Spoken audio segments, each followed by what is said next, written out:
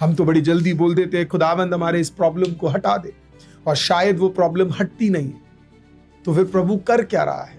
वो आपके साथ उसी प्रॉब्लम में जुड़ा हुआ है, and he is part of that emotion, he is part of that problem, he is part of that suffering, and God is working out things. उस दिन तो उसने उसका जवाब दिया नहीं, उस दिन तो उसने आंसुओं का है ना एक आंसर दिया नहीं, लेकिन इसका ये मतलब नहीं है कि खुदा ने उसे नजरअंदाज कर दिया। खुदा ने उसे संभाल के रखा हुआ है, और जब समय आएगा तो उसको वो जरूर जरूर चुकाए। Praise the lord and shalom to everyone. एक और बार खुदावंद के नाम में आप सबका मैं स्वागत करता हूं आज के बाइबल स्टडी में, और विश्वास करता हूं कि आप लोग सब ठीक, ब्लेस्ड और आशीषित है करके। So today's topic is the secret mystery of tears, how to use tears as worship. कैसे आप आंसुओं को आराधना में बदल सकते हैं। क्या आंसू जरूरी है आराधना के लिए? कईयों का कहना है आंसू एक साइलेंट वर्शिप है, कईयों का कहना है आंसू एक सीक्रेट लैंग्वेज है। आज मैं आपसे पूछना चाहता हूं कि क्या आपके जीवन में कभी हुआ है कि आप जेन्युइनली रोए हैं? ठेस पहुंचने के कारण नहीं, जेन्युइन रीजन से, आराधना के माध्यम में क्या आप कभी रोए हैं? क्या कभी हुआ है कि आप खुदावंद के सामने आपने आंसुओं को बिताया है? पहला पॉइंट मेरा आज है गॉड्स बॉटल ऑफ टीयर्स। प्रभु आपके आंसुओं को एक कुप्पी के अंदर रखता है। जब आप भजन संगीता 56 उसका 8 पढ़ते हैं, इंग्लिश बाइबल में लिखा है, you have stored my tears in a bottle. Hindi में कहते हैं, तू मेरे मारे मारे फिरने का हिसाब रखता है। यस, तू मेरे आंसुओं को अपनी कुप्पी में रख। तू मेरे आंसुओं को अपनी कुप्पी में रखता है। एंशिएंट जूइश ट्रेडिशन में कहा जाता है कि आंसू जो है एक बॉटल के अंदर छुपाया जाता था। उसे कहते हैं आर्कियोलॉजिस्ट, छोटे छोटे बॉटल्स मिलते थे उन्हें, जिसको लैक्रीमेटोरीज कहा जाता था।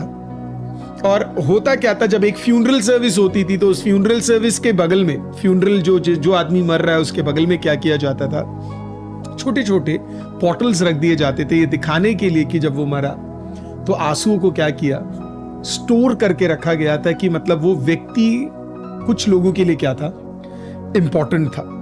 तो इसी के लिए बाइबल कहती है कि अगर एक आदमी के लिए उसके आंसुओं को बहाया जाता है और उसे स्टोर करके रखा जाता है, तो उसी चीज को भजन संगीता लिखने वाला भी कहता है कि प्रभु ने भी हमारे आंसुओं को क्या किया है, बिल्कुल वैसे ही कुप्पी में क्या हुआ है, इकट्ठा करके रखा हो, जस्ट टू शो अस, हमें ये इंपॉर्टेंस दिखाने के लिए कि हमारे आंसू मायने रखते हैं।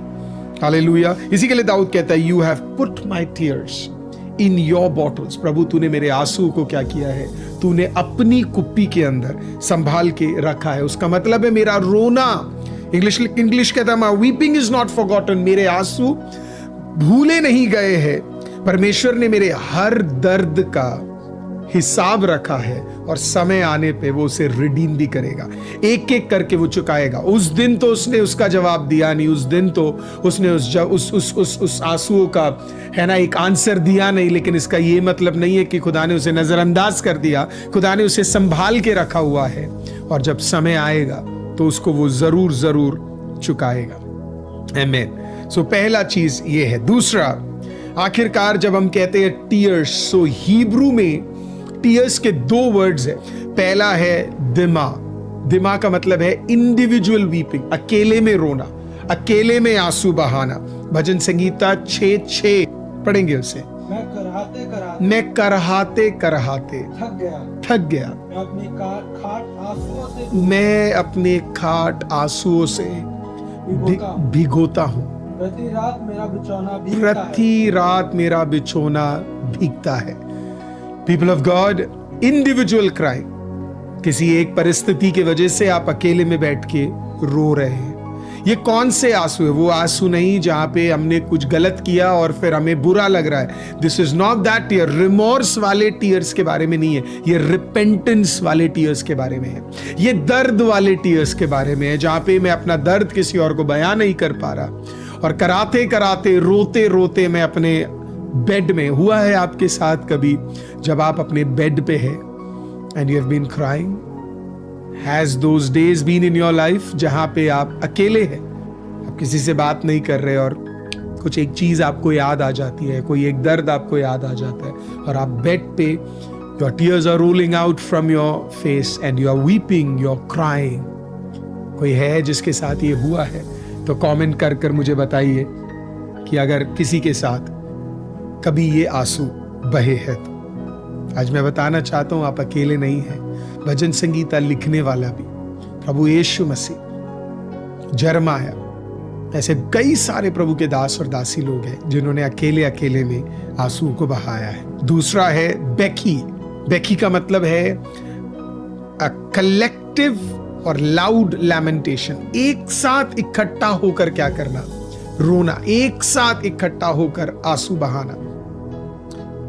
दोस्त एक साथ इकट्ठा होकर आंसू बहाते हैं, पेरेंट्स एक साथ इकट्ठा होकर आंसू बहाते हैं। ये दोनों, एक प्राइवेट पेन है तो एक शेयर्ड इंटरसेशन है। एक में आप प्राइवेटली रो रहे हैं, एक में आप एक दूसरे के साथ इकट्ठा होकर आंसू बहा रहे हैं। तो लैमेंटेशंस 1:2 इंग्लिश कहता है, she weeps bitterly in the night, her tears are on her cheeks. रात को वह फूट फूट कर रोती है, उसके आंसू गालों पर ढलकते हैं। अब सुनिएगा उसका मतलब, देखिए क्या लिखा। उसका मतलब ये, जब वो रोती है, where she weeps, जहां पे वो रोती है, the Shekinah weeps also, जहां पे वो रोती है वहां पे जो ग्लोरी है, प्रभु की जो मसा है, या प्रभु का जो मसा नहीं, ग्लोरी है ना, महिमा है।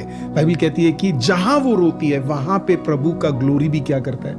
तो जूविश थियोलॉजी में लिखा जाता है कि हमारा ऐसा प्रभु नहीं है जो आंसुओं को देखकर मूव नहीं होता। हमारा प्रभु ऐसा प्रभु है जो आंसुओं को देखकर अपनी उपस्थिति को उन लोगों के साथ छोड़ देता है।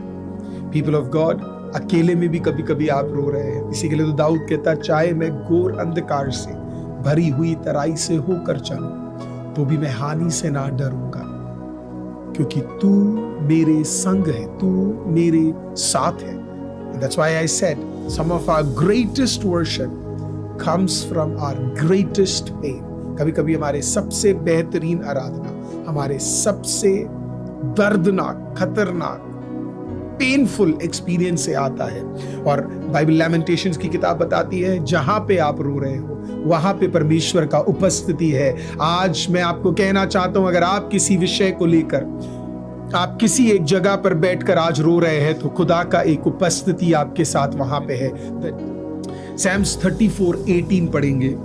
Psalms 34:18, भजन संगीता 34 उसका 18 कहता है, यहोवा टूटे मन वालों के समीप रहता है और पिसे हुओं को उद्धार करता है। देखना, तो जिसके मन टूटे हुए हैं, बाइबल कहती है प्रभु उसके संग है, उसके समीप है, उसके साथ है। So people of God, if you are weeping corporate, चाहे आप दोनों, चाहे आप दिमाग कर रहे हो जहां पे आप प्राइवेटली रो रहे हो, या आप बैठी एक कॉर्पोरेट सेटअप में आप रो रहे हो, परमेश्वर का उपस्थिति आपके साथ है।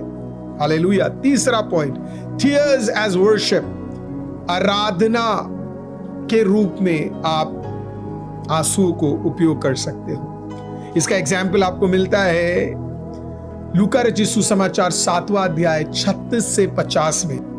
एक पापी औरत प्रभु यीशु के पास आई और उसने कुछ नहीं किया। बाइबल कहती है शी डिड नथिंग। उसने इकलौता चीज किया, शी सिंपली वेप्ट।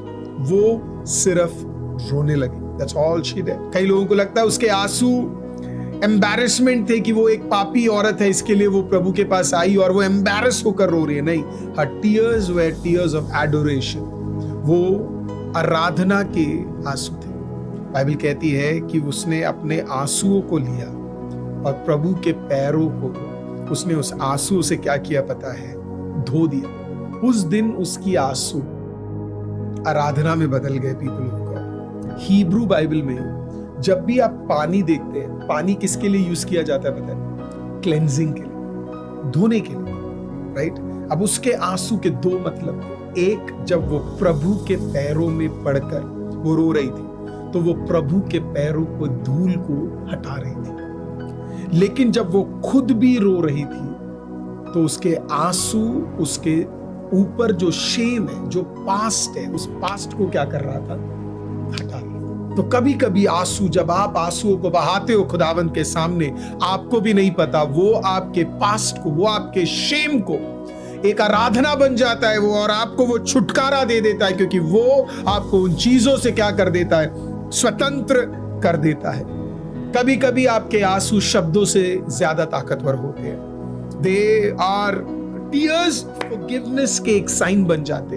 वो अपने आप को ही माफ कर रही थी और वो खुदा से माफी ले रही थी, इसी के लिए वो रो रही थी, पीपल ऑफ गॉड। अगला है प्रभु रोया, Jesus wept the tears of God. सोचने वाली बात है ना, प्रभु भी रोया। How would the tears of God be? प्रभु के आंसू किस प्रकार से होंगे? यूहन्ना 11:35 कहता है, दो ही वर्ड्स है, जीसस वेप्ट। कुछ और उसके साथ ऐड नहीं किया यूहन्ना ने, उसे बिल्कुल अलग कर दिया। जीसस वेप्ट, यीशु रोया। इंपॉर्टेंट था यूहन्ना के लिए। प्रभु यूहन्ना दिखाना चाहता था पवित्र आत्मा की अगुवाई में कि प्रभु यीशु मसीह कितने कंपैशनेट है। टीयर्स डिवाइन आइडेंटिफिकेशन को दिखाता है कि प्रभु इंसानों के आंसुओं को समझता है। प्रभु का रोना जरूरी था। मैं एक्चुअली इसके ओरिजिनल वर्ड में गया। ओरिजिनल वर्ड आता है ग्रीक वर्ड डकुरुओ। यहां पे जो वर्ड यूज किया गया उसे कहते हैं डक्रुओ। डक्रुओ का मतलब एक्चुअली पता है क्या है? ये नहीं कि यीशु ने 2 आंसू बहाए, उसका मतलब है टू बर्स्ट इनटू टीयर्स। यीशु फूट फूट कर क्या किया? रोया। मैं उसका ओरिजिनल मीनिंग देखने लगा तो उसमें लिखा है कि इट्स रॉ अनकंट्रोलेबल इमोशन, मतलब प्रभु से रोका नहीं गया और प्रभु फूट फूट कर रोया, जैसे मानो उसका खुद का कोई मर गया। आवाज उठा उठा कर प्रभु रोने लगा, चिल्ला चिल्ला कर प्रभु रोने लगा। एंड दैट इज व्हाई, अगर एक आध आंसू होते तो शायद यूहन्ना लिखता भी नहीं, लेकिन वो फूट फूट कर रोया। तो इसी के लिए यूहन्ना ने क्या किया? उसे मेंशन किया, जीसस वेप्ट।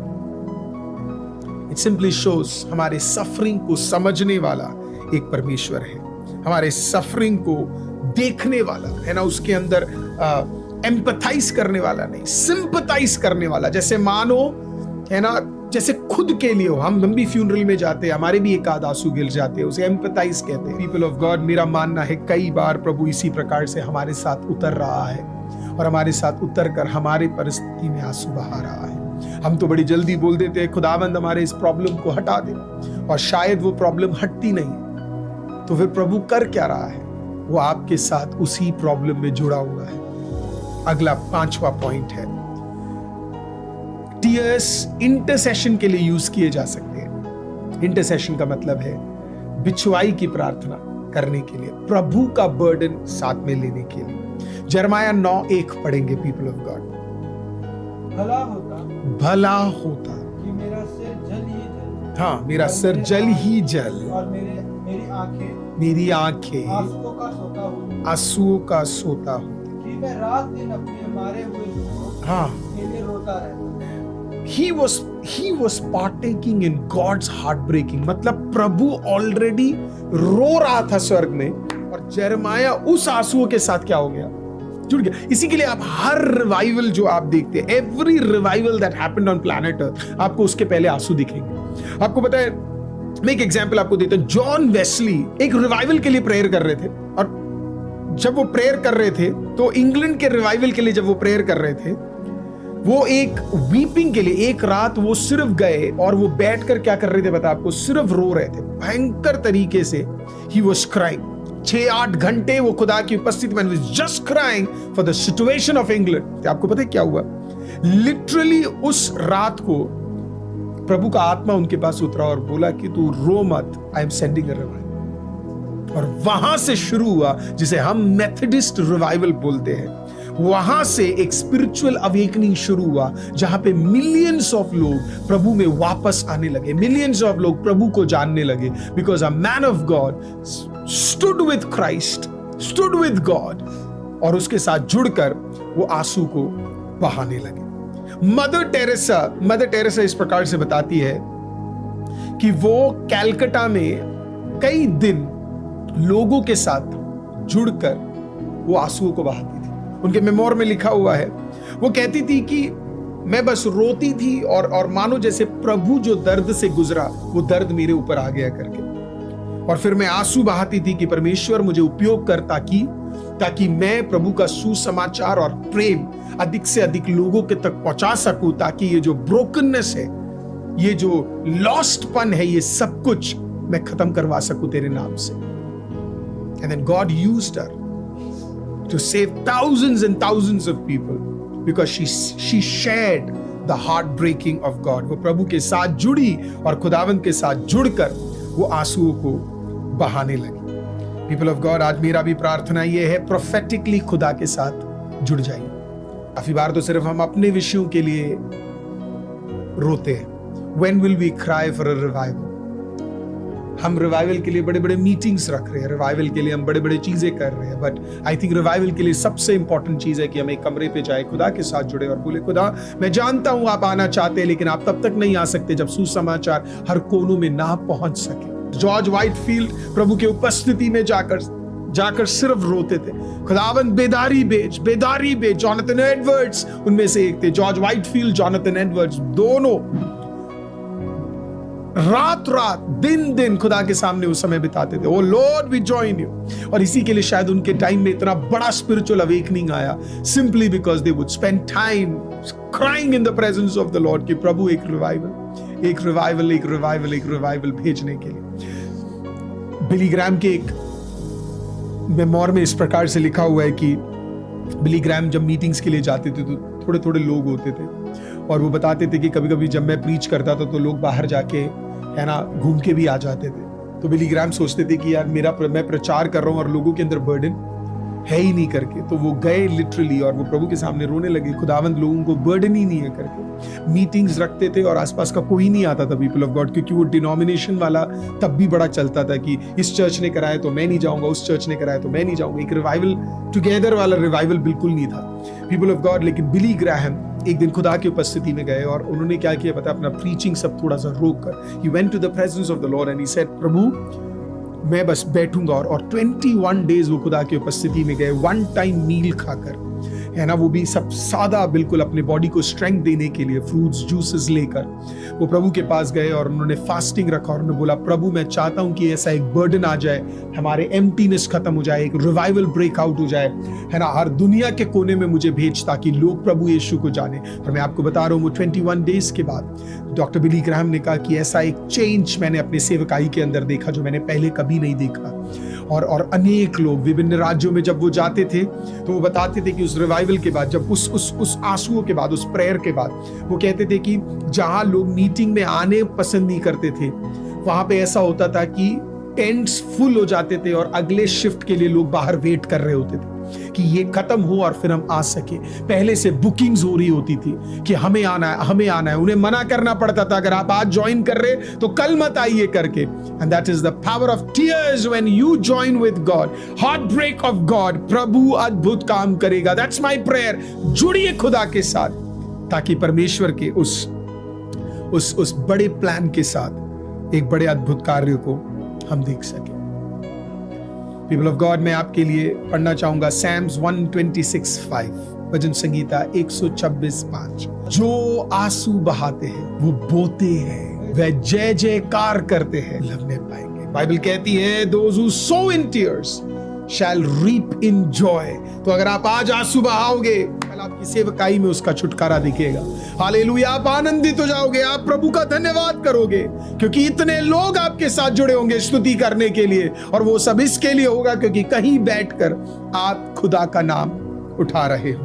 आमीन। अगला है the cleansing power of tears. आंसू कैसे हमें क्लेंस कर सकता है। पहला शमूएल 1:10 कहता है, हन्ना के जो आंसू थे, बाइबल कहती है she wept bitterly before the Lord, है ना, वो बहुत परेशान थी वो, क्योंकि उसको बच्चा नहीं हो रहा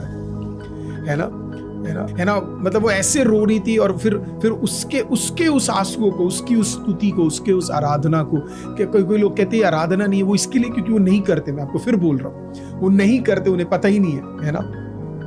लेकिन अगर आप प्रभु के सामने रोए, वो भी एक आराधना है।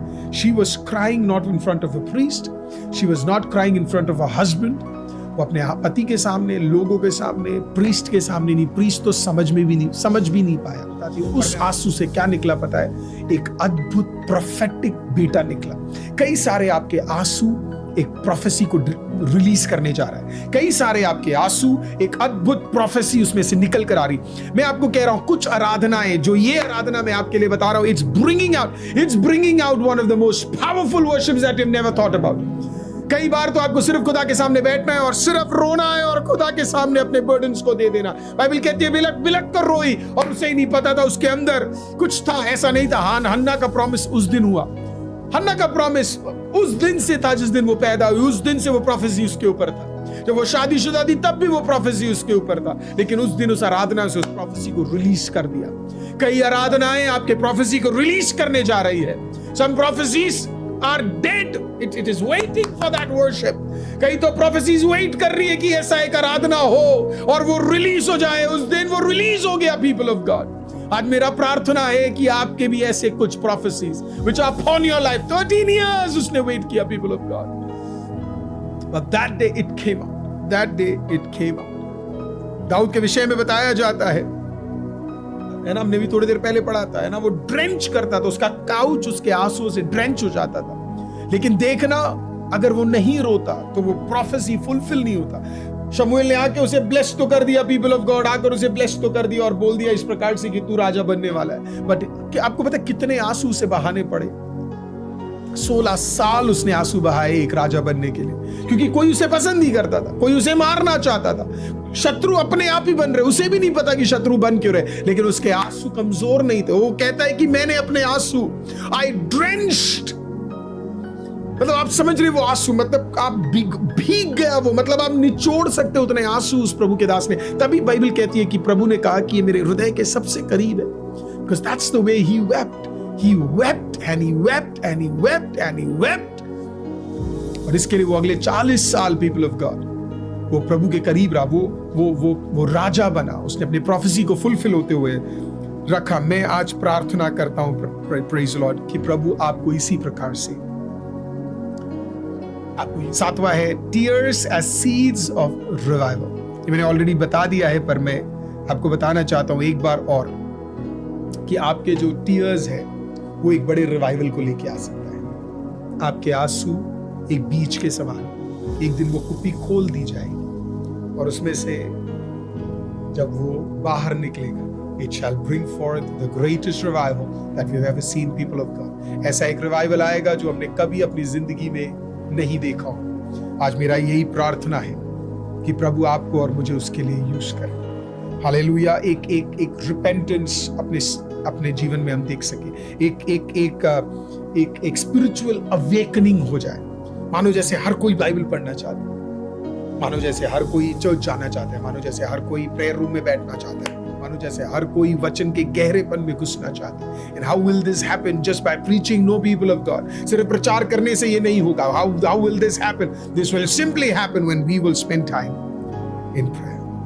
आखिरी चीज जिसके लिए टीयर्स यूज किए गए बाइबल के अंदर, दिस इज ग्लोरियस। गेत्सेमने में प्रभु यीशु ने आंसू बहाए। इब्रानी 5:7 एक बार हम पढ़ेंगे। Hebrews 5:7। यीशु ने अपने देह के रहनों के दिनों में ऊंचे शब्द से पुकार कर और आंसू बहा कर उससे जो उसे मृत्यु से बचा सकता था, प्रार्थनाएं और विनती की और भक्ति के कारण उसकी सुनी गई। कौन से दिन के बारे में ये बात किया जा रहा है? गेत्सेमने की वाटिका में प्रभु यीशु ने, है ना, इंग्लिश बाइबल कहता है he offered up prayers and supplication with loud cries and tears, है ना, मतलब लिटरली, है ना, गेत्सेमने में हमें एग्जैक्टली नहीं पता कि क्या हुआ है करके, लेकिन है ना, क्योंकि उसमें सब कुछ मेंशन नहीं है, लेकिन जब पौलुस इब्रानियों को, है ना, लिखता है तो वो लिखता है कि वो बिलक के रोया, या है ना, पुकार के। So he was crying loudly and then there was tears and tears and tears and tears.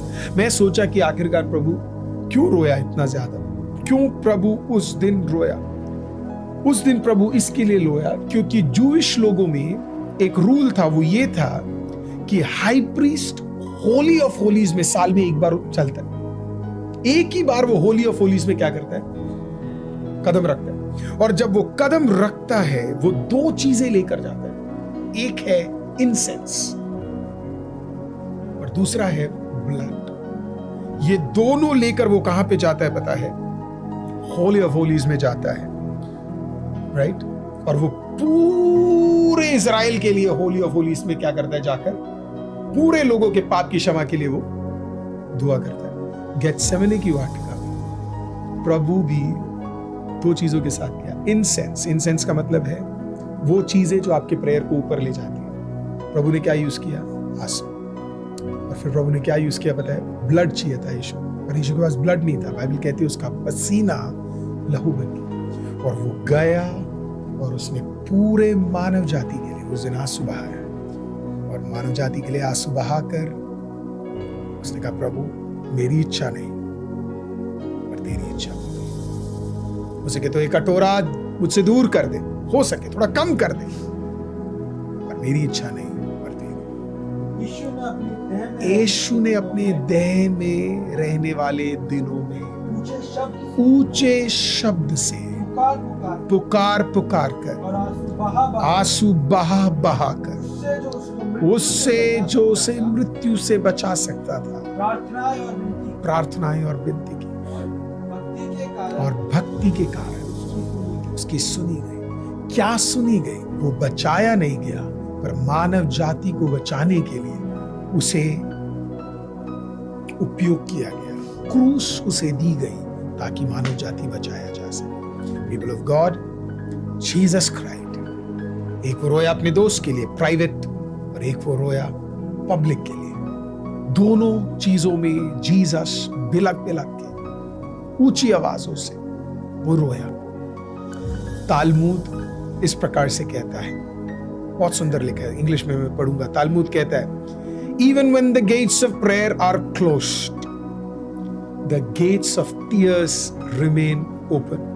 चाहे एक बारी को प्रार्थना के दरवाजे बंद भी रह जाए, तालमुद कहती है, लेकिन आंसुओं के दरवाजे कभी बंद नहीं होते।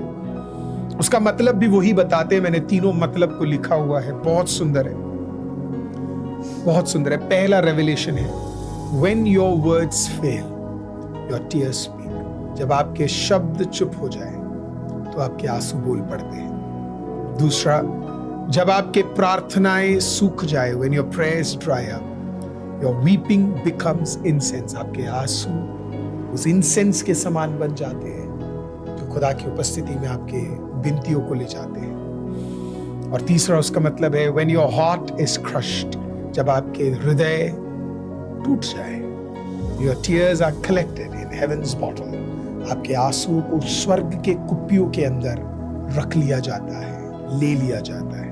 जो खुदावंद ने मुझसे बात किया, वो तीन चीजें मैं आपको इंग्लिश में आप देख सकते हैं, मैं आपको हिंदी में सिर्फ बताना चाहूंगा। पहला, प्रभु आपके एक एक आंसुओं को याद करता है। God remembers every tear. प्रभु के लिए वो डेटा है, प्रभु के लिए वो डेटा है प्यार का, प्रभु के लिए वो डेटा है दर्द का, और प्रभु के लिए वो डेटा है विश्वास का। प्रभु आपके हर एक आंसुओं को देखता है। दूसरा, आंसू आपकी आराधना को बदल सकते हैं। वो आपके दुख को इंटीमेसी में, they can change your sorrow into intimacy. आप आंसू तो बहा रहे होंगे कुछ चीजों को सोचते हुए, लेकिन बहाते बहाते आप कब प्रभु के करीब चले गए आपको पता ही नहीं। ऐसा हुआ है कभी आप किसी के सामने भयंकर रोए हो? क्या करते लोग? आपको छू लेते, आपका हाथ पकड़ लेते, कोई आपका गला पकड़ लेता, राइट? कोई आपको हक कर लेते, right? It is in the same way when you cry, when you shed a tear. अगर एक इंसान इतना कर रहा है, सोचिए जरा प्रभु क्या करता। He would come and give you a hug just to let you know that he is with you. तीसरा, tears precede resurrection. यीशु लाजरस जी उठने से पहले रोया। हम भी कभी कभी आंसू बहाते हैं एक ब्रेक थ्रू आने से पहले। So your tears come before a breakthrough. अगर आज आप रो रहे हैं तो मैं आज प्रोफेटिकली घोषणा करता हूं, कहीं ना कहीं प्रभु ने आपके लिए एक अद्भुत अद्भुत अद्भुत अद्भुत ब्रेक थ्रू तैयार करके रखा हुआ है। गॉड, मैंने आपके लिए एक छोटा सा प्रेयर तैयार करके रखा है और आप मेरे पीछे ये कहना चाहते हैं तो आप अभी बोल सकते हैं। मैं इंग्लिश में बोलूंगा। I've written it in English. बोलिए, अब्बा, Father, you are the God who counts every tear. Teach us to weep without shame, to worship through our wounds, and to carry your burden for our world. Let our tears become praise, our brokenness become altars, and our weeping become the water of revival. In the name of Yeshua, the weeping Messiah. कहिए आमीन। Let's pray prophetically. जहाँ कहीं भी आप अपने घुटनों पे आ जाइए। अगर आज कोई मेरी आवाज को सुन रहा है और वो अपने बिस्तरों को और तकियों को गीला करता है, आंसुओं से वो गीला करता है, तो आज की रात मैं कहना चाहता हूं प्रोफेटिकली कि तेरे आंसू बदलने जा रहे हैं एक बड़े आनंद की ओर। उसको खुदा ने नजरअंदाज नहीं किया है, बल्कि खुदा उसे ध्यान से सुन रहा है। हर आंसू बदलने जा रहे हैं। तेरे आंसू व्यर्थ नहीं है। तेरे साथ गलत किया गया, तुझे बोला गया, तुझे रुलाया गया, तो मैं आज कहना चाहता हूं, तेरे शत्रुओं को कहना चाहता हूं, आत्मा की अगुवाई में कहता हूं तेरे शत्रुओं को, तुझे नहीं पता तूने किसको रुलाया है, तुझे नहीं पता तूने किसके आंसुओं को आने दिया है। वो देख रहा है हर चीज को। वो जो 100 और 200 राज्यों के ऊपर राज्य करता है, वो मेरे हर भाई और बहन के आंसुओं को देख रहा है। आज प्रोफेटिकली मैं कहता हूं उन दुश्मनों को जो तेरे आंसुओं को देकर वो आनंद मना रहे हैं, उन्हें नहीं पता उसने प्रभु के आंखों की पुतली को छू लिया है। तेरे आंसू व्यर्थ नहीं है। आज मैं कहता हूं तेरे आंसू जहां बह रहे हैं, वहां शकाइना ग्लोरी उतर रही है। शकाइना ग्लोरी उतर रही है। एक शकाइना ग्लोरी उतर रही है। वो तेरे बगल में है, वो तेरे आसपास है। In the mighty name of Jesus मैं आज घोषणा करता हूं, तेरे आंसुओं से निकल रहा है एक अद्भुत प्रोफेसी, एक अद्भुत ब्रेक थ्रू। आपके आंसुओं के भीतर से निकलने वाला एक अद्भुत प्रोफेसी आज रिवील हो रहा है। That God is bringing forth the greatest of revival. और अब शेखोंदेले रेरिया थोरोबो शेगेदे रेया तेरे बे, तेरे आंसुओं से निकलने वाला तेरा ग्रेटेस्ट ब्रेक थ्रू, तेरा बेस्ट वर्जन उसमें से निकल के आने वाला है।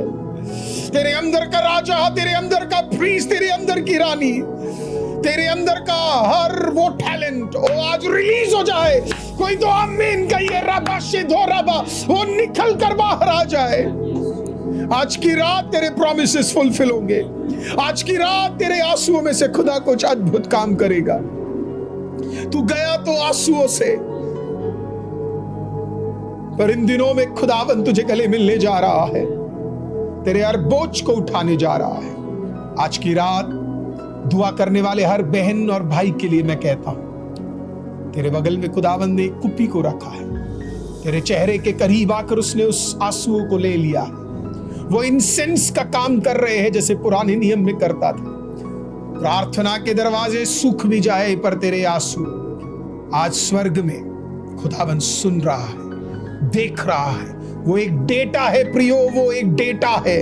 आज कुछ चीजें लिखी जा रही है, वो एक डेटा है। खुदा उसे लिख रहा है, खुदा उसे नजरअंदाज नहीं कर सकता। और आज के आखिरी बार मैं कहता हूं, वो जो अपनी कलीसिया, वो जो अपने देश, वो जो अपने लोगों के लिए आंसू बहा रहे हैं, मैं आज आपको कहना चाहता हूं, आपको अंदाजा भी नहीं है, जो आप आज आंसू बहा रहे हैं उसका उत्तर आने वाले दिनों में आप देखने जा रहे हैं। खुदावंद आपको आशीषित करे, ब्लेस करे, बढ़ाए, उन्नति दे और आपकी गवाहियों को खुदावंद पूरी दुनिया को सुनाए, यीशु मसीह के नाम से आमेन आमेन। साथ आज का वचन अगर आपको आशीषित रहा, आप किसी विषय को लेकर आंसू बहा रहे हैं, किसी एक विषय को लेकर आप रो रहे हैं, आप रिवाइवल के लिए प्रेयर कर रहे हैं, आंसू का कोई विषय आपका है, जैसे आप हर बार करते, मेरी आपसे विनती है कमेंट सेक्शन में जाके लिखिए पीपल ऑफ गॉड, क्योंकि वो एक आनंद का कार्य करता है, ताकि हम भी उसे पढ़ सके, रिप्लाई कर सके, देख सके, हम भी जान सके कि हम अकेले नहीं लेकिन आपके साथ जुड़े हैं। जब आप लिखते हैं तो अनेक लोग भी उसे देखते हैं, और आपने नोटिस किया है जिसमें आप सिर्फ प्रेज़ लॉर्ड आमीन नहीं लिखते, बल्कि आप लिखते अपनी कहानी को। कोई एक आंसू का विषय आपका है, बेटा बेटी, पति पत्नी, नौकरी, अकेलापन, डिप्रेशन, एंजाइटी, स्ट्रेस, कोई ना कोई एक चीज जिसे आप गुजर रहे हैं, जब आप लिखते हैं किसी ना किसी को एनकरेज करता है। Thank you people of God. प्रभु आपको बड़ा आशीषित करे।